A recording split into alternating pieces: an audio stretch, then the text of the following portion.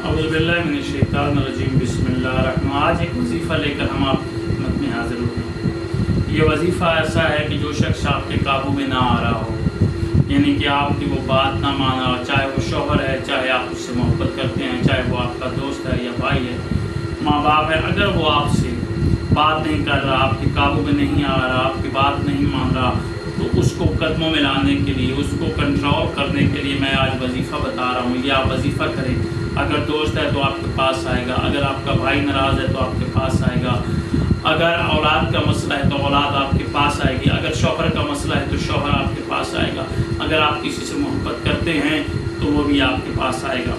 ये वजीफ़ा एक ऐसा वजीफ़ा है जो हम आप तक पहुँचा रहे हैं।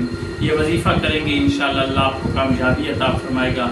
क्योंकि ये वजीफ़ा आपने करना क्या है कि आपने मुट्ठी को बंद करके, इस तरह मुट्ठी को आपने बंद करना है, बंद करके आपने 5 बार पढ़ के तस्वीर पर दम करना है।